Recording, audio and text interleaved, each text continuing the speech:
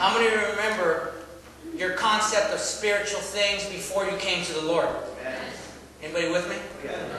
Okay? And Paul straight up says in Romans chapter 8, he says, the carnal mind can't comprehend spiritual things.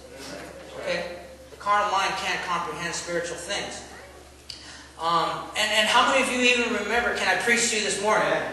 How many of you remember your life before fasting? It was different. Even saved. Even saved.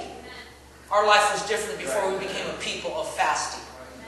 Okay? And one of the things my pastor and I went to a conference, and one of the things we learned is that church can have different things. Our church has home groups. Our church has fasts. Our church has outreaches.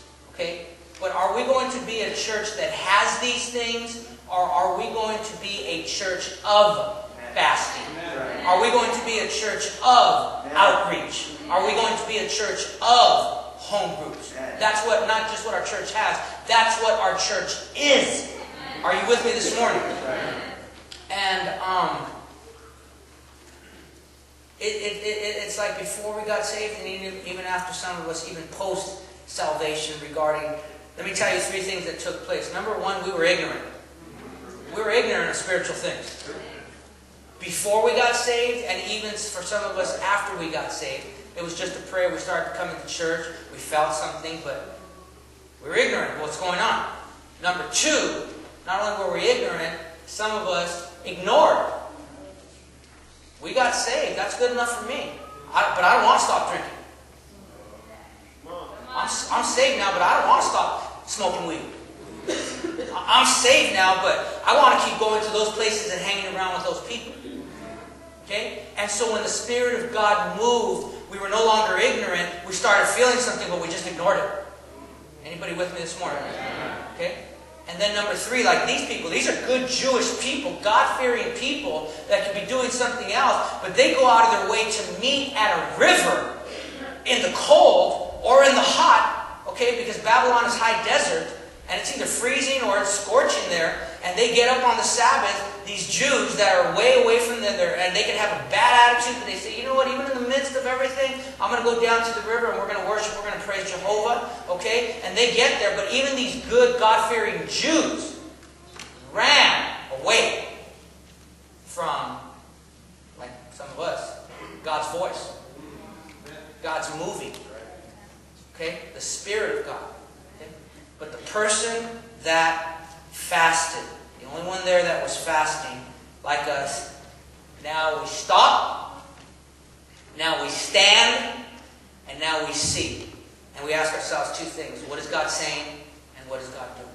Everybody else in work gets their pink slip, they start falling apart.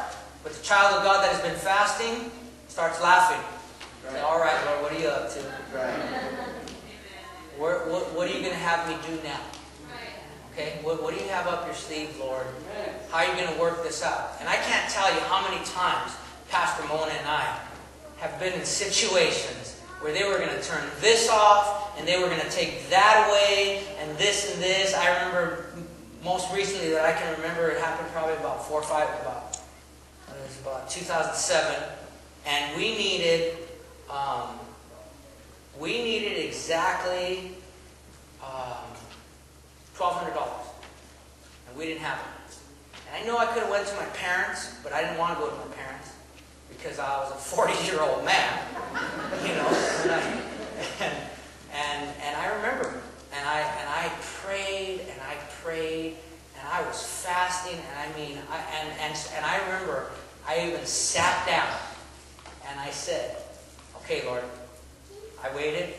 I don't know what I'm going to do. And so I started thinking about some of my other options, and the Lord told me, go to the mailbox. And before God, I went to the mailbox, and I had preached at a place, and I was there, I think I was there 7, 8 days. I preached like, I don't know how many times I preached. And I went to the mailbox, and I opened it up, and even though it had been months ago, and I thought, okay, sometimes I go someplace and I'm blessed, Sometimes I go, I preach my heart out, and it's like, see you, Pastor, thanks for coming. I remember I opened up that mailbox, and it was just a regular envelope. I remember I got home, I opened it up, and there was a check. And it wasn't for $1,200. The check was for $1,350, which allowed me to tithe, take my baby to Jack in the Box, and still have enough for that $1,200 to the T. Are you with me this morning? Somebody say Jambaco. I want you to know. I want you to know. God is always up to something. But you have a choice, brother, sister. You have a choice to let the fear and the anxiety and the worry and the confusion get to you, or you can take your spiritual stand and you can strengthen your stand through prayer and fasting and just trust. God's in charge. God's going to work it out. Are you with me this morning? But it takes spiritual discernment. And why do we need the spiritual discernment? Let me tell you 3 reasons why we need the spiritual discernment. We need the spiritual discernment to see what God is saying and doing, or what He's saying through what He's doing, for 3 reasons. Number 1, so that you and I know how to pray accurately. Okay?